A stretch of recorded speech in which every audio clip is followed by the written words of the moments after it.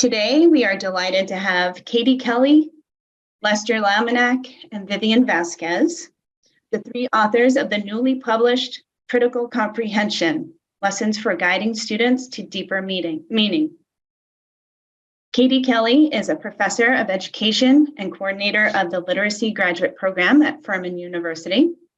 As a former teacher and literacy coach, Katie's teaching and research interests include engaging children in meaningful literacy experiences and practices to foster lifelong literacy, equity, and justice. She is widely published in several peer-reviewed journals and has co-authored 4 books.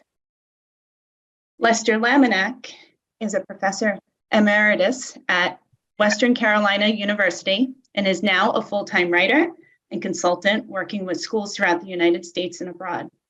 He is the author of over 25 books for teachers and children. Vivian Vasquez is a professor in the School of Education at American University.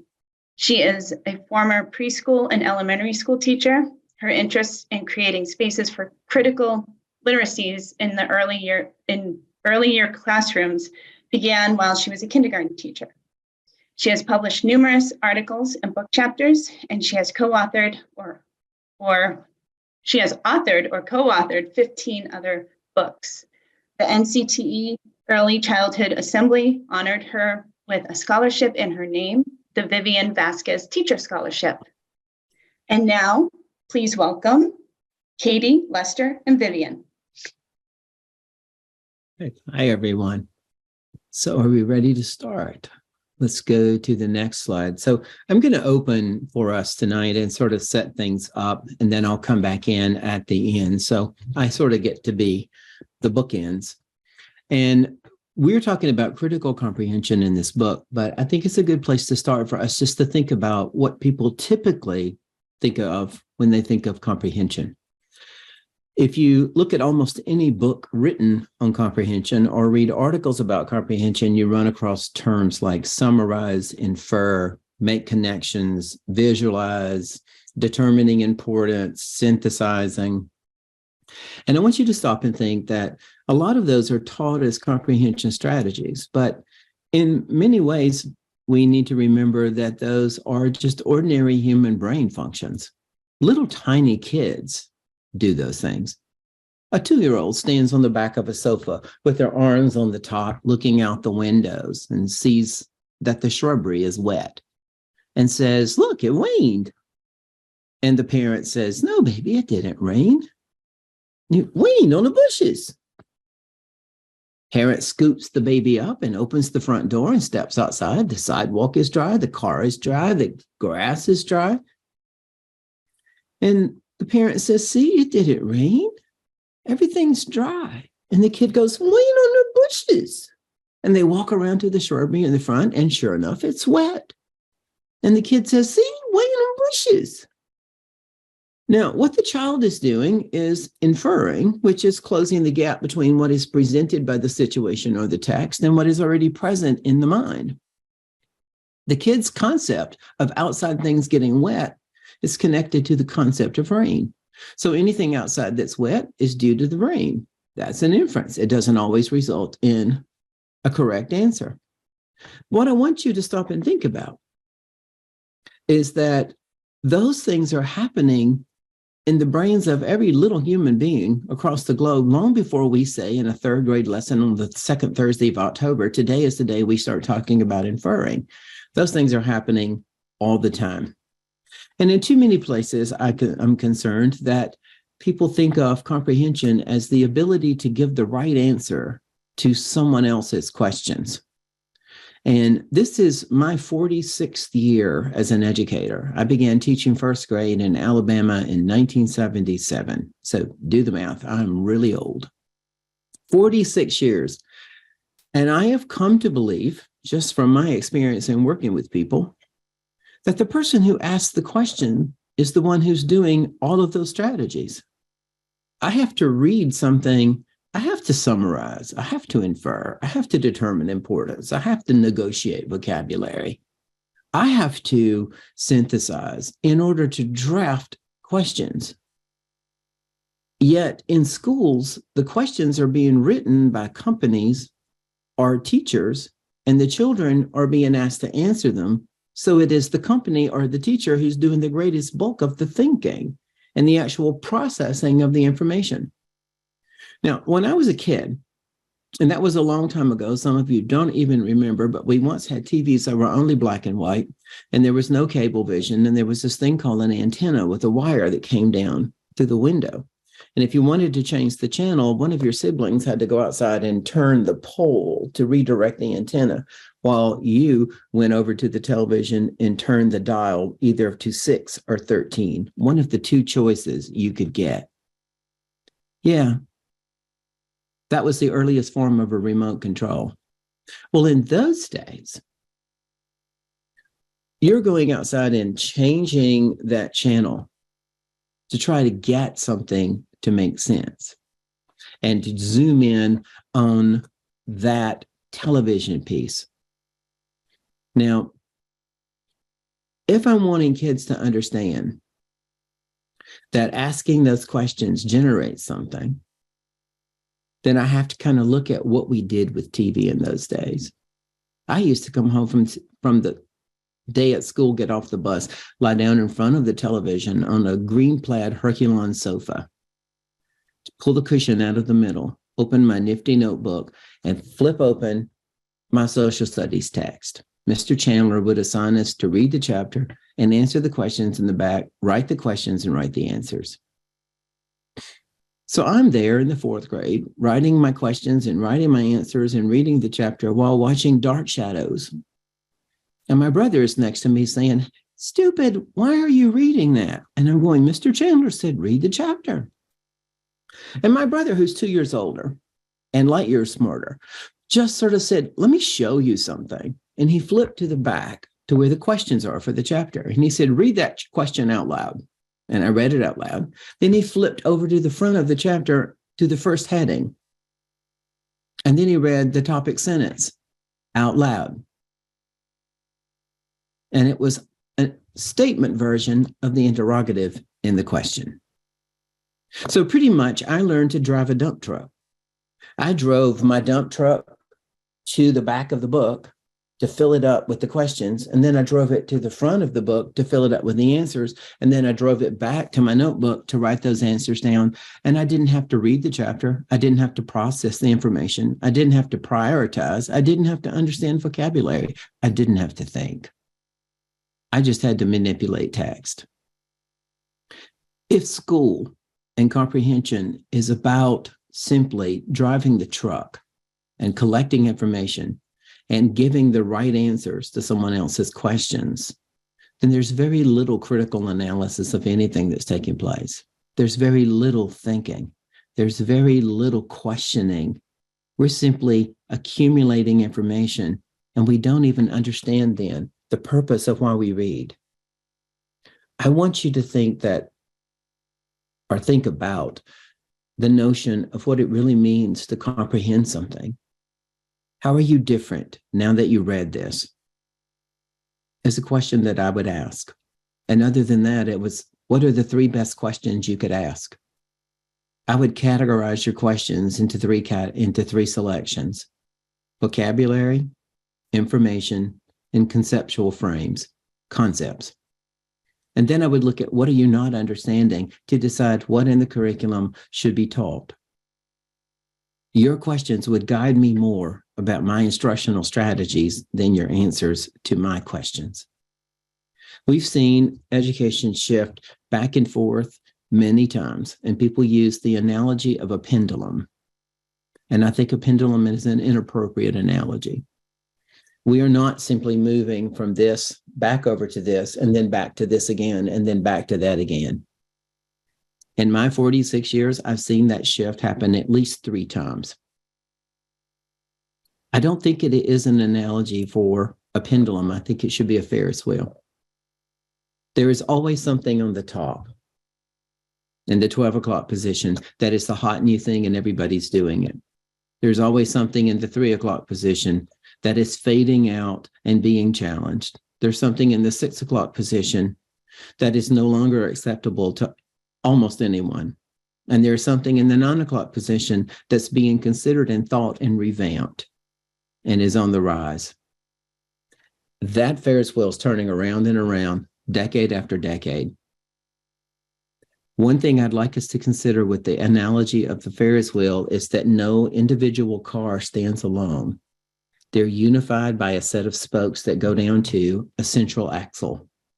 And the hub in that axle needs to be children. We need to be thinking that everything that is connected on that Ferris wheel around the outside is all about kids. If we ask ourselves, what does this do to help that center space, that would guide us in all that we do? My personal definition of immoral is choosing what is easy for adults at the expense of kids. Get on that Ferris wheel, look at where you are, and recognize that nothing stays at 12 o'clock forever. And whatever is at 6 will come back around, revamped, re-researched, new strategies, new materials, new thinking. What we're asking you to consider is where critical comprehension fits in to the work you do daily in reading and writing and asking kids to comprehend. So I'm passing this over to my colleague, Vivian, who's going to talk to you about that.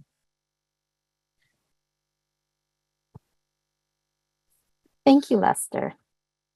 We just continue to listen to Lester. I mean, your voice. Katie has said this. Lester is such a wonderful storyteller that I could just listen to him forever. All right, so we're just going to continue to talk a little bit about comprehension and what we mean when we talk about critical comprehension. This particular image on the screen at the moment represents Luke and Freebody's 4 resources model of reading, which was developed as a sort of shortcut way of outlining practices required for being literate in society. So they developed this model after looking closely at literacy curricula and teaching strategies across numerous classroom settings.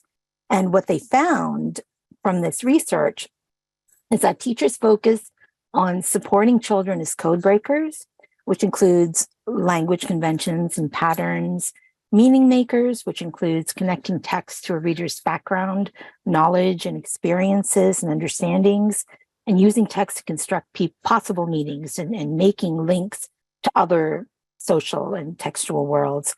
Text users, whereby students use text in functional ways and develop understandings of the purpose of the text, and as text critics, which includes text analysis and text redesign, and understanding that all texts attempt to do something to them by defining the world for them in some way, by positioning them in particular ways, and potentially manipulating them to adopt particular meanings. Luke and Freebody's model has been used around the globe by educators to map an individual or a community's literate practices, as well as to map the depth and extent of their use. It's also been used for application in subject areas across the curriculum, so math, social studies, science. One of Luke and Freebody's findings using this model was that supporting children as text critics is an area that was addressed minimally, if at all, in classrooms. So our critical comprehension framework addresses all the literacy practices described by Luke and Freebody and highlights the missing critical piece.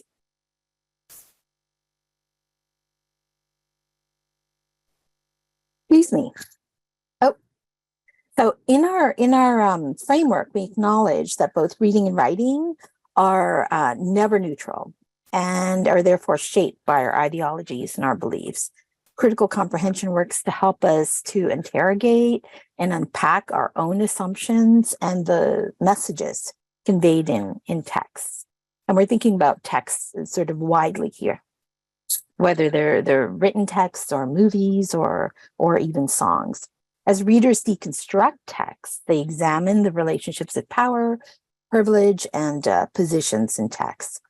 So critical readers also reconstruct text to represent multiple perspectives and truths creating a space for the reader to dig deeper between the surface level of the text and to consider information from different perspectives as they imagine and seek out counter narratives in search of a more informed and complete truth.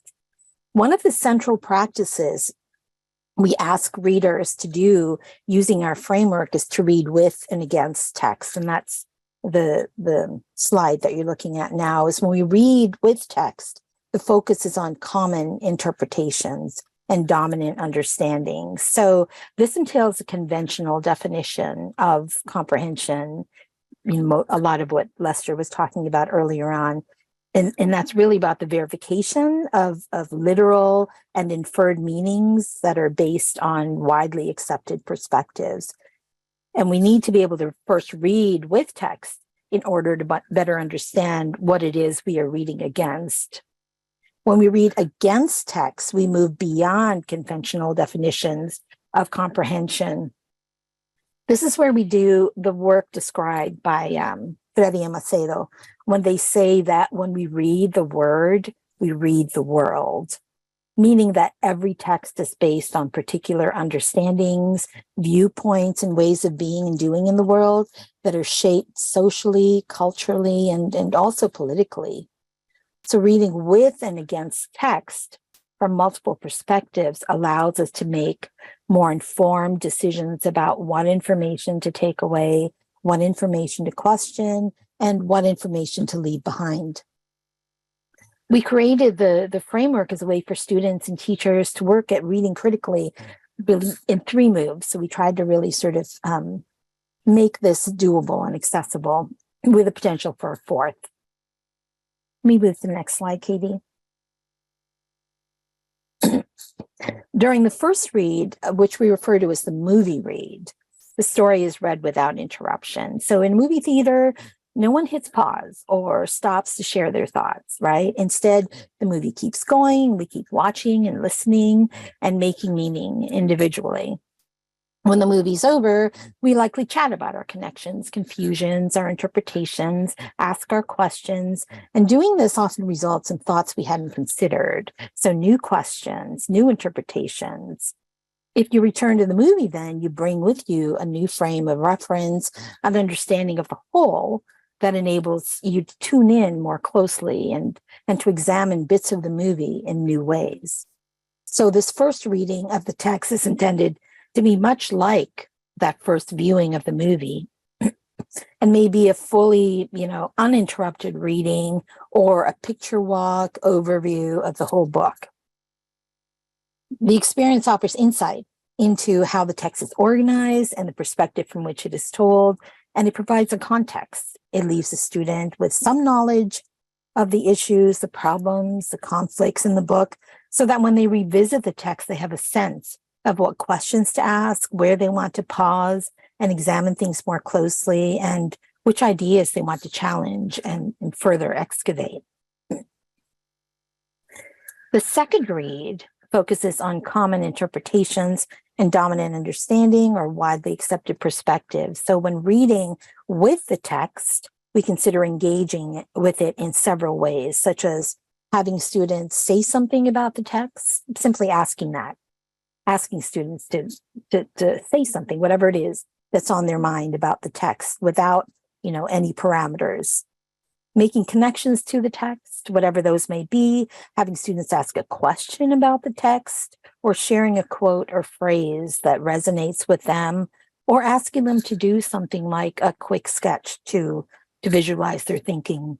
So this is really about reading with the text to get at the student's current understanding and the skills or tools they use for engaging with text along with what's on their minds. And this can really offer a starting point for framing the return read in order to begin to read critically.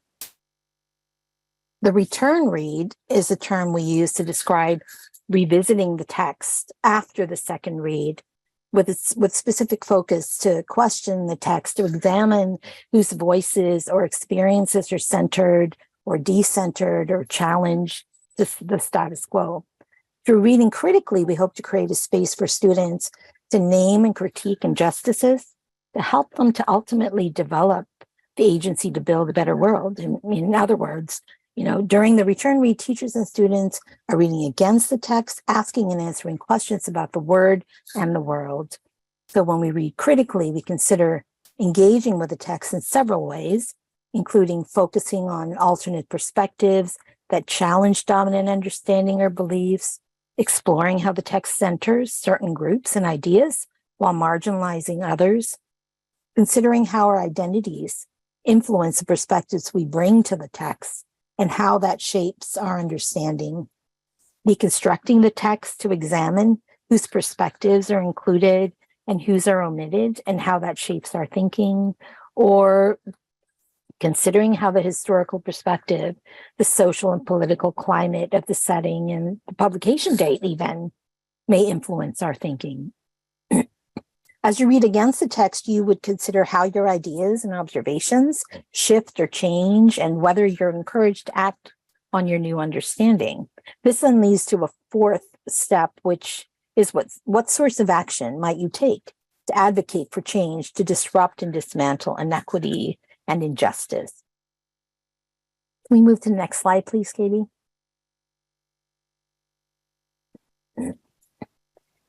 So criticality through critical comprehension calls for teachers to connect their teaching to the world around them and to create spaces to interrogate texts as noted previously by reading with and against text and understanding that all texts are socially constructed and that no text is ever neutral. This means all texts are written from a particular perspective, so we need to question texts and consider the perspective put on offer, as well as our own assumptions and biases.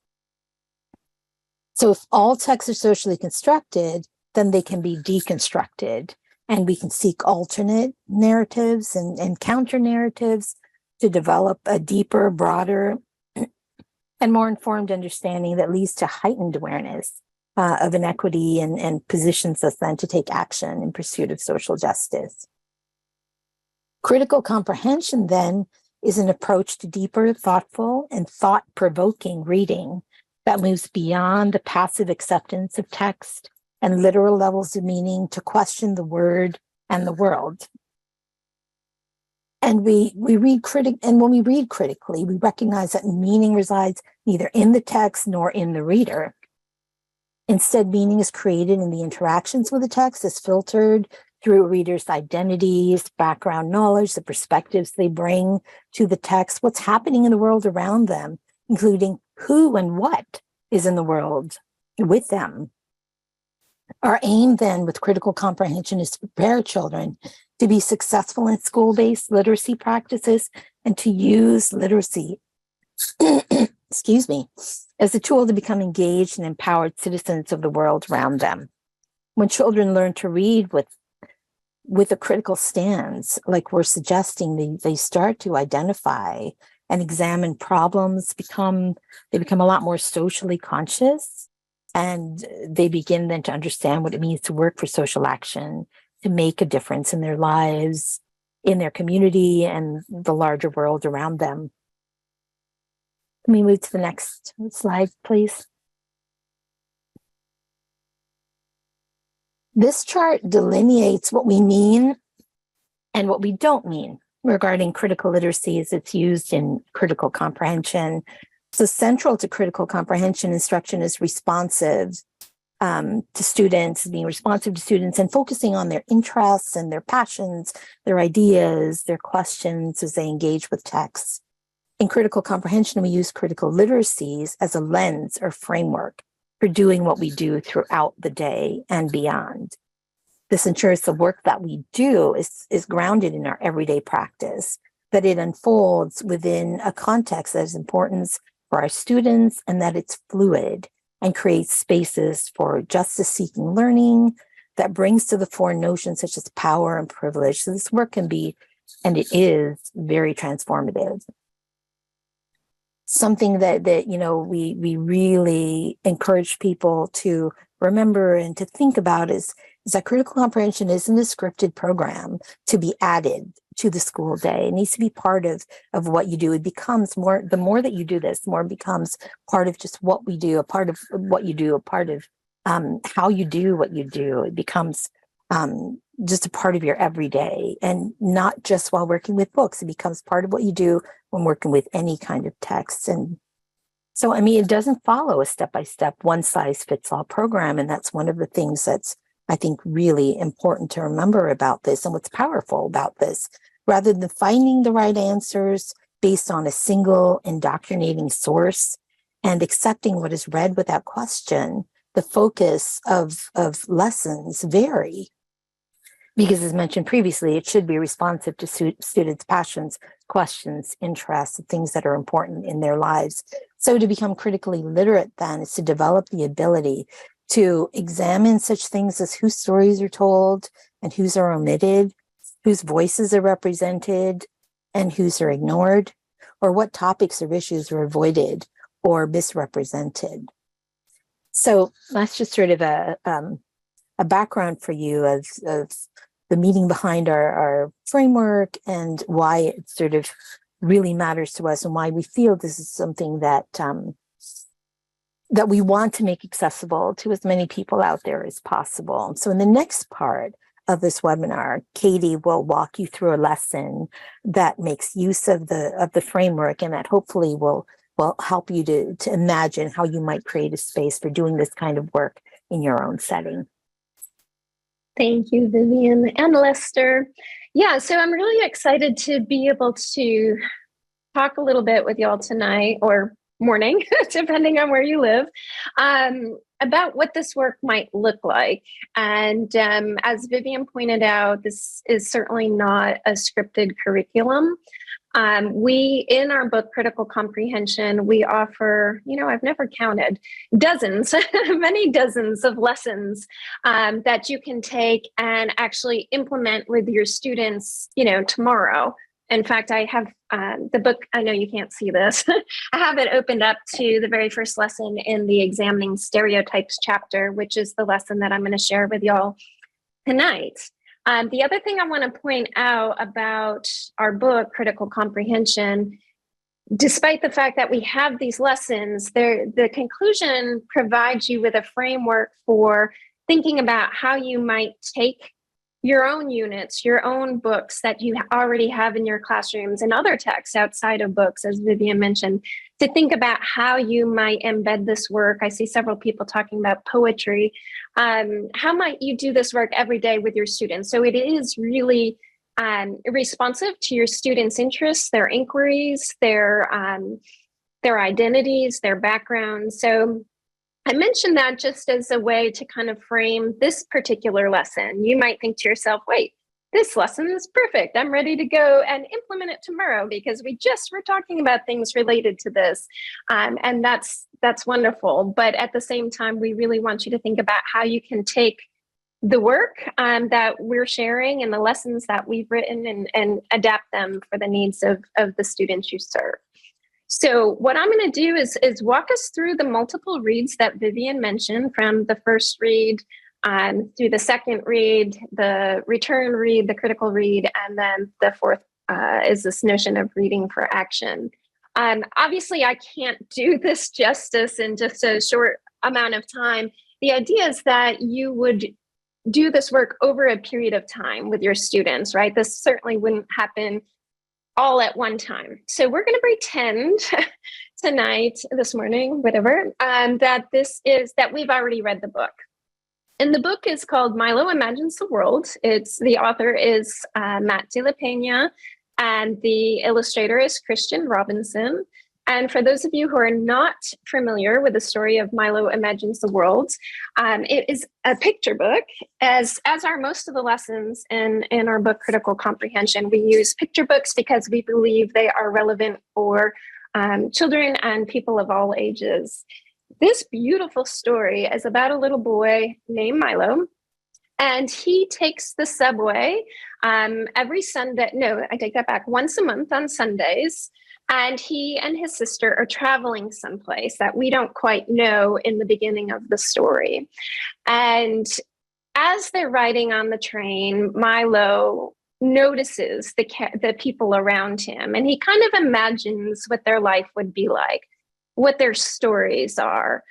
And the whole time he's feeling a little bit nervous and he's sketching. As you can see from the cover of the book, he's got a little pencil behind his ear, and you can see some of his artwork in the background. He likes to draw. And I suspect it helps him calm his nerves a little bit, because throughout several points in the story, we learn that he is a shook up soda, is a quote from the book. And so what happens is throughout the story, he kind of comes up with these notions about how these people live their lives, until at one point he locks eyes with another person on the train and he realizes to himself, wait a minute, if I'm looking at these other people and I'm kind of imagining what their lives are like, to what extent are people doing this to me? You know, how are they looking at my face and me and judging me in some way? And so at that point, he begins to reimagine his world. So that's just a little bit of background. And so we're going to pretend that we already did the movie read. You could also consider your movie read as a picture walk for those of you who work with younger children and children who speak different languages. So that's something to think about. So now we're going to kind of fast forward and pretend we are moving into the second read, reading with the text. And so I wanted to point out this page because I think there's a lot of things that you can do when you're coming back to revisit the text, to do some close reading of the text. You might look at the way in which I mentioned before how the author describes Milo as a shook up soda. So here it says, these monthly Sunday subway rides are never ending. And as usual, Milo is a shook up soda. I love that language. You know, we can talk about what happens when the soda is shook up, right?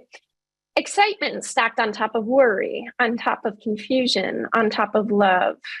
To keep himself from bursting, he studies the faces around him and makes pictures of their lives.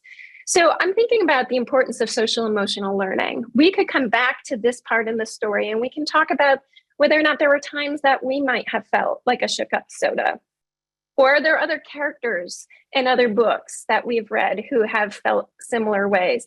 We might read this with the lens of a writer. You might notice the way in which the author, Matt de la Peña, stacks the language, excitement stacked on top of worry, on top of confusion, on top of love, and talk about what the effect of that craft move might be. You might also use this initially as a prediction point. Where do you suppose he's going? This is occurring every month on Sundays. And if it's happening every month, why do you suspect he might be feeling like a shook up soda? What does that mean, right? So there's a lot of different directions that you can take that conversation in. You can also do some character analysis. So I currently live in the state of South Carolina. I think there's a few of you here from South Carolina. One of our ELA standards, and I suspect most states have a standard just like this, says that standard 8 for us is analyze characters, setting, events, and ideas as they develop and interact within a particular context. So another thing that we can do during that second read as we read with the text is that we can choose a character. Again, Milo meets several different people on the train during his monthly subway rides. And what we can do is we can pay attention to the ways in which the author and the illustrator, because it's important that we're paying attention to the illustrations to tell the story as well. How do they describe this character? How do they depict them? And then thinking about, what are you as the reader thinking? What do you notice about these characters? What are you wondering about them? And then how does Milo imagine them? What's his first impression? Whoops, sorry, I just clicked on something on my screen and I need it to go away. Okay, sorry. And then how does he reimagine them later in the story? So what I'm going to do is I'm going to model what this might look like for one of the people he encounters on the train. And then I'm going to invite you to do some of this work with one of the other characters. So here we go. This is near the beginning of the story. The train bucks back into motion and he and his sister squeeze onto benches. The whiskered man beside Milo has a face of concentration. A businessman has a blank, lonely face. So one of the things that I'm noticing when I think about the whiskered man, he has a face of concentration. Why is he concentrating? Well, again, if I look at the illustrations to provide me with more information, I see that it appears that he's working on a crossword puzzle. And I love the way that the illustrator incorporated a little piece of newsprint here. That's really cool. So perhaps I'm thinking that maybe he's really smart. He's somebody who likes, word games and things of that nature. Maybe I had a conversation with a class recently and they said, well, maybe he plays Wordle. So, these are things to think about. What do we know about him based on the text and based on the illustrations that we're seeing? What are we wondering about him? I'm wondering, where's he going? What is he doing? Where was he before he got on the train? Where does he go after he leaves the train? Well, here's what Milo imagines and thinks about him. Milo imagines him trudging through brown mounds of slush. Interesting use of language here, trudging. It's a 5-flight climb to his cluttered apartment where he's greeted by mewling cats and burrowing rats.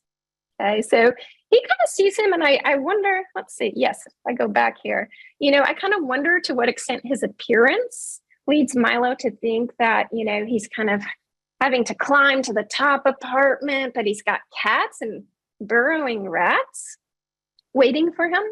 He also sees, here's the cats and the rats in the illustration. He also has parakeets. Parakeets tweet songs of longing as the man sips tepid soup, hunched over a game of solitaire. So I love this language of the word tepid and the idea of solitaire, right? A game for one.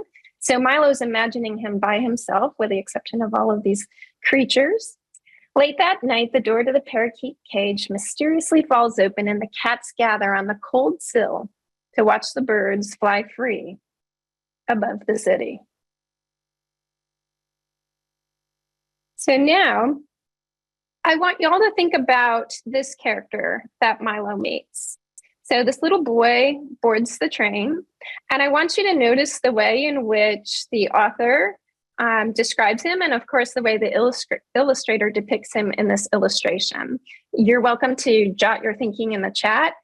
What do you notice? And then what are you thinking about this boy, as well as the way in which Milo imagines him, which we'll get to in a minute. So the author says, a boy in a suit boards the train with his dad. His hair is a perfect part, and there's not a single scuff on his bright white Nikes. So one of the things that I'm noticing here is that his hair is in a perfect part, not a single scuff. And not just on his shoes, but notice the way in which we have a very specific brand of shoes here, and he has bright white Nikes. Now take a look at the way Milo imagines him. And again, I want you to think about, why do you suppose Milo imagines him in this way? Milo imagines the clop, clop, clop of the horse-drawn carriage that will carry him to his castle. Imagines the clink, clink, clink of the guards slowly lowering the drawbridge. So, he sees him as this very regal person, right? Across the human-made moat, the boy is met by a butler, 2 maids, and a gourmet chef offering crust-free sandwich squares, because who doesn't want crust-free sandwich squares? You've made it when you have crust-free sandwich squares. So again, just really thinking, why is it, what is it about this boy that Milo thinks that he is some kind of royalty? And I'm going to try to look at the chat here. Yeah, royalty, maybe wealthy, somebody who has more than him. So the way he's dressed. So there's maybe some socioeconomic factors here. So at one point, and I'm just sharing little excerpts of the story with you, at one point, Milo and that same little boy kind of lock eyes, and Milo realizes, wait a minute, if I am judging people in this way, maybe they are judging me in this way. And so he literally looks at his reflection and then, reflects about this idea of, what do people imagine about his own face? Eventually, he and his sister leave the train and they go above ground. And here he's surprised to see the boy in the suit a few paces ahead of him. This, I find, is a really good place to pause and to talk about, where do you think they are? Clearly, the boy in the Nikes and Milo are going to the same place. So why do you think he's surprised that they're both there? And, you could also ask students in the beginning of the story, where do you think he's going every month? And when I've done this with kids, different ages, different schools, different demographics, I get different answers. And I think a lot of that comes from their background knowledge, their lived experiences. And so, some kids will say things like, oh, well, maybe, especially in the beginning of the book, maybe his parents are divorced. And so he's riding the train to go visit that other parent once a month. Other kids, especially when we get to this particular page, and y'all who are not familiar with the book, maybe you want to drop your own prediction in the chat, but they'll say, well, I've heard things like, well, maybe he's at a library. And then kids will say, well, do they have police officers at a library or a school? And sadly, these days, yeah, I guess we do. But some kids will say, well, maybe he's going to a courthouse or maybe going to a jail. And so again, it's really important for us to provide an opportunity for students to share their thinking and provide some of that evidence from the text and their own lives and perhaps other books that they've read that have led them to make those kinds of inferences. So on the next page, it says, as they slowly shuffled forward, Milo studies the boy in the suit, his dad rubbing his shoulders. And a thought occurs to him. Maybe you can't really know anyone just by looking at their face. And so here we see they are in fact moving through a metal detector. Again, that's giving us some more information that might help us determine where they are. But I think what's really important about this page is this idea that you can't really know anyone just by looking at their face. And I think that could lead to some really powerful conversation with students of all ages and how they might be able to kind of apply that lesson, that mantra to their own lives, not only in the classroom, but beyond the classroom. So it's at this point that, I'm going to back up for just a second, when Milo realizes that this boy, who he kind of saw as this regal, royal young man, when he realizes he's at the same place he is, he all of a sudden starts to reimagine all the other people that he encountered on the train. And again, I'm only showing you excerpts, so we haven't seen all of these characters. But here's the man. This is the man that he originally pictured in his 5th floor apartment, living alone, playing solitaire with cats and rats and parakeets. And we still see the cat and the parakeet. I'm not sure where the rat went, but we now see that he's smiling. He has a family. He's sharing a meal. We even have a little vase with a flower here. And then at one point, one of the parts that you didn't see is he sees this wedding dressed woman, and she's on the train and she has a little dog poking out of her bag.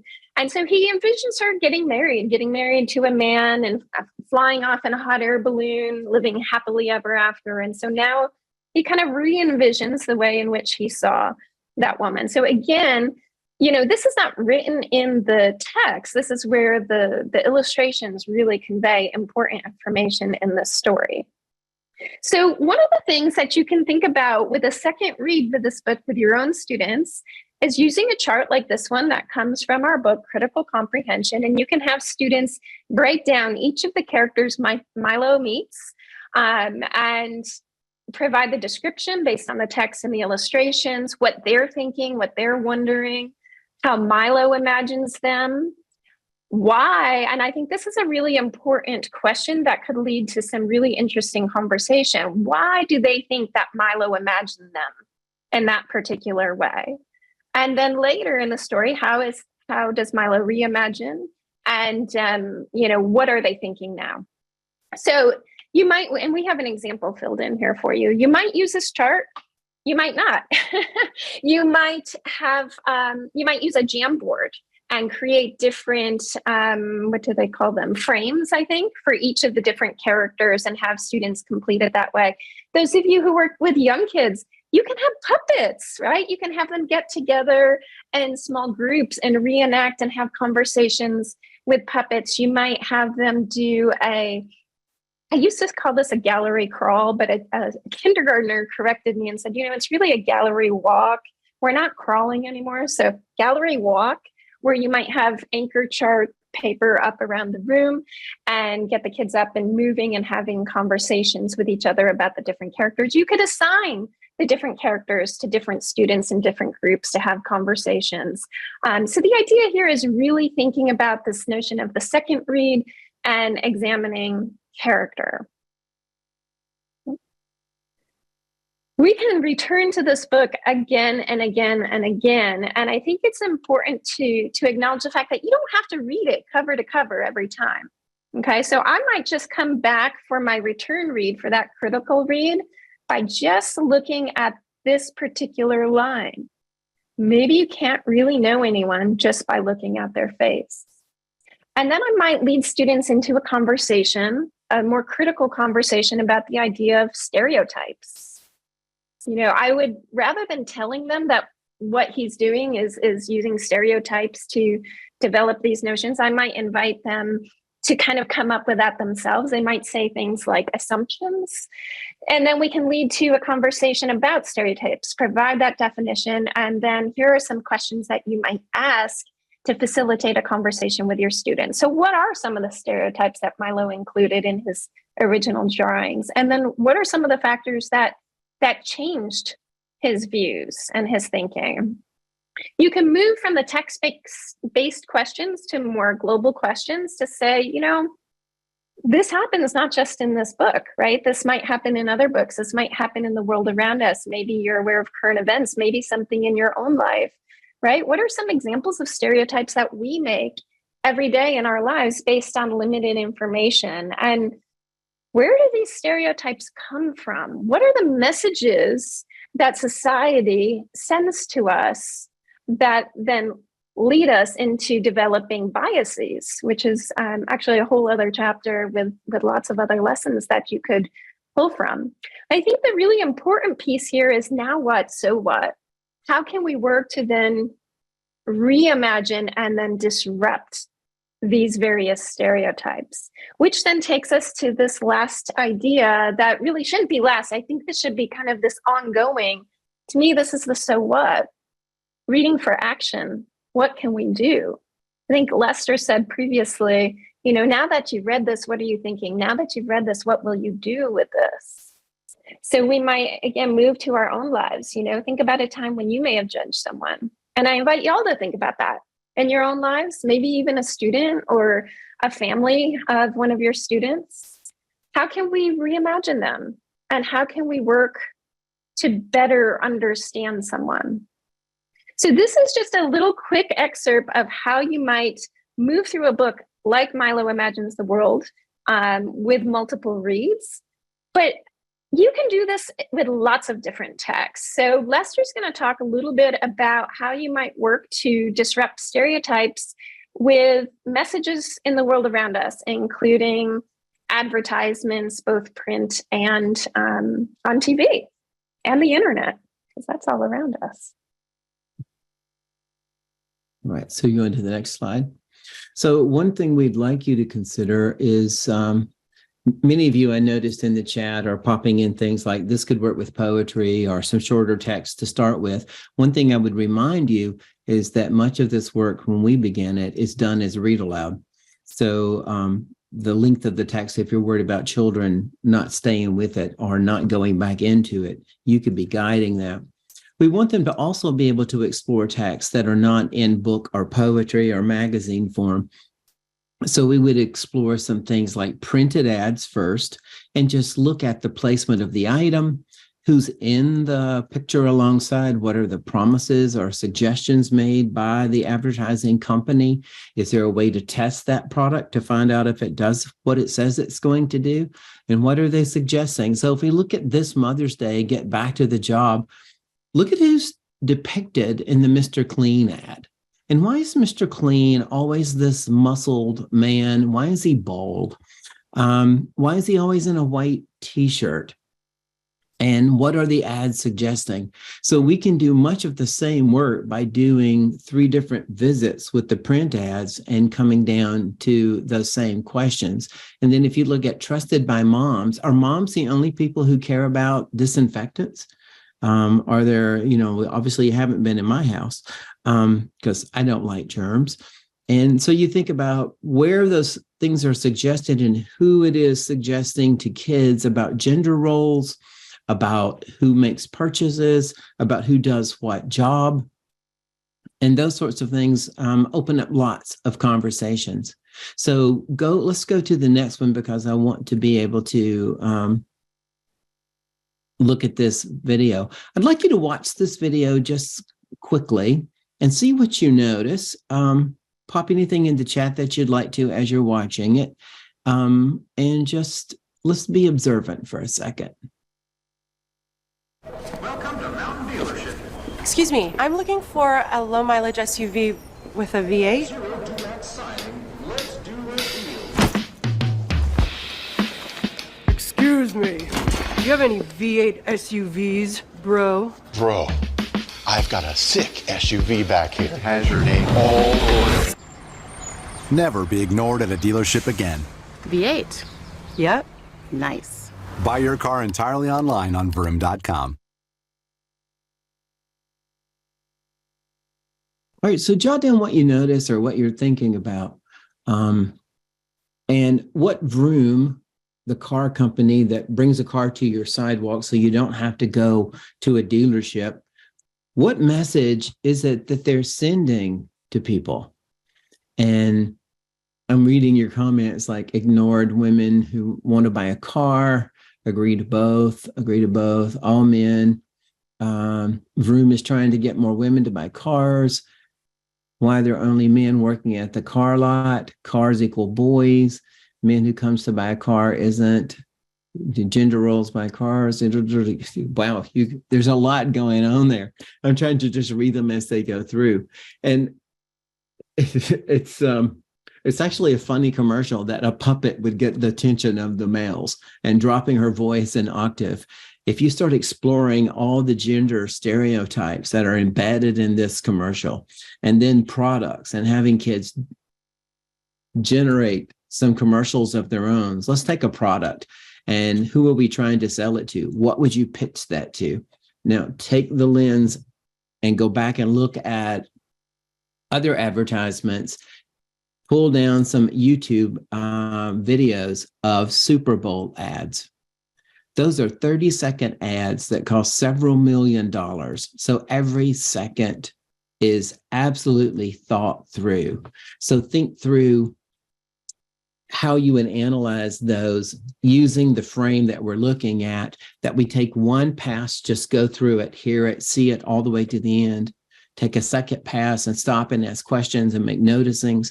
And then the third pass, come back through with all of the critical questions and examining pieces where you back up and look at it again and people start noticing things.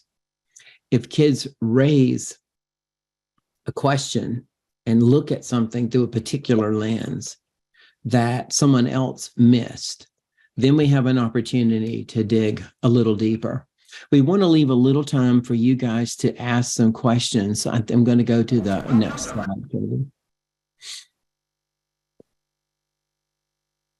So here's how you can, go back to that slide. Back up one. There is contact information for each of us. I know you'll be getting that recording. You could also screenshot that. We're happy to work together as a team. We're also happy to work together or work individually. Any way you'd like to contact, if you have questions for us, we'd be glad to respond to that. I'm speaking for everybody now. That might not be smart. But let us know, reach out. You can follow us on Twitter and Facebook and those kind of places as well. And we'd like to move back to the questions at the end. And I think probably all of us have been jotting down a few questions when someone else is speaking that we might come back to. And do either of you have a question that you want to address that you saw in the chat before we open it up to where we are? Somebody asked earlier on, what the difference is between the work that we're proposing here and close readings, so doing close readings of text. So I think, the first thing is that you can do a close read of a text and not do a critical read of the text. So you can read a text closely without reading it critically, I guess would be, my initial response to that. And so, I mean, when you're reading closely, you're usually reading with the text is what we've found. And so what we're suggesting here is that you're reading both with the text, but also reading against the text. And so that would be, for me, what the difference is. Katie and Lester, I don't know if you want to add anything. No, I agree. I think close reading is about looking at what's on the page versus digging into who's being positioned and as powerful, and then who's being left out of it. And the bump up to the critical piece for me is when the reader has information and begins to question why that is included and why something else is not included, which is pushing against it a little bit. Katie, was there anything? Well, I agree with everything that's been said, and I want to try to share some thoughts that'll mesh maybe a few of these questions together. So the idea of close reads, to me, I mean, you have to really do multiple reads to do a close read of something. I think you have to have the broad landscape, that initial read, and then we need to be able to come back to it again to look at it more closely. And then, as Lester and Vivian said, critically. And so some folks are asking about, okay, well, what kind of text, different text, any and all, right? That's why we also wanted to share the commercials with you. Can you do this with chapter books? Absolutely, you can do this with chapter books. And so, again, I don't think we need to come back and reread an entire chapter book, although there's certainly nothing wrong to that. I certainly enjoy rereading books. In fact, I now, as an adult, have reread books that I read as a child, like Charlotte's Web, for instance, or Little House on the Prairie, with an entirely new lens, with a much more critical lens. But you might even pull excerpts from those books. Somebody mentioned a Gary Paulson book. You might just read a page and model for students how you do that work, how you read it closely, and then how you go back and read it critically. The other point that I wanted to address, somebody asked if we have actually tried it out. And the answer to that is yes. In fact, each chapter highlights different classroom teachers that we've worked with who have tried these lessons out. And if any of you want to try them out and share with us how that goes, we'd love to hear that as well. Yeah, and we've used these strategies with, very young children all the way up to doctoral students. And it's literally, in some cases, using the exact same texts with very young children as we do with, older children as well. Somebody also asked whether we can use these strategies or these lessons in literature circles or in small group and doing small group work. And yes, absolutely. Absolutely. And we have used them in those ways. We saw a question, or I saw a question earlier, would this work with wordless picture books? We actually have a lesson in the chapter on perspectives using a wordless picture book and paying attention to why the illustrator positions things as they do. So I don't think there's a text you can't do this with, And just think, if you've got older children, like high school kids or middle school kids, campaign season is coming up. What a field day you could have with the campaign ads. Well, in fact, somebody said there were some concerns about colleagues in states where thinking is being legislated. And, I think this critical thinking is necessary, not just when we're reading picture books and chapter books and looking at ads, but also political ads, as Lester's saying, and for us in our fields. This is a time that we have got to be critical about everything, from curricular decisions to the decisions that are happening in legislation. And it's our time to also read for action, I think, as adults and as educators as well. And one of the reasons why we created this book is to make accessible to as many people as possible, sort of engaging with text in critical ways. In a lot of cases, I mean, we do hear from people who say, but I can't do this because in my district, I'm not allowed to engage with text critically, or, there's all kinds of limitations that people feel are placed on them. And one of the reasons why we decided to create this book and focus on comprehension is because comprehension is something that everybody needs to be working on in their classroom, and that everybody does work on. Literacy teachers work on, and not just literacy teachers, in fact, in their classrooms. And so what we're doing here is reframing comprehension from a different perspective. So there's already that space created for you. And all you need to do then is to sort of reframe the way that you work with comprehension within that space. And then just taking this directly into social studies text, science text, mathematics text, it would create a place for content area reading to push against something. So I personally would start this with fiction, just because it leaves you some interpretation places, but would easily move it into nonfiction. Yeah, and in fact, we have a whole chapter about history and content area literacy there. I think we might be out of time, although I could It looks like it. continue this conversation all evening.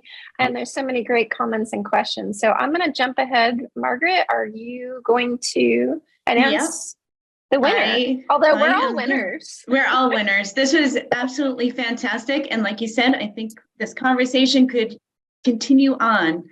And I saw someone say a lot of the information you provided, there are improvements that we can use for our own comprehension skills, not just our students. So it's been a wonderful webinar.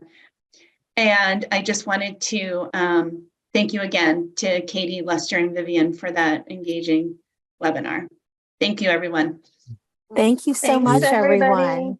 Thank you. Have It a was lovely wonderful evening. Thank you.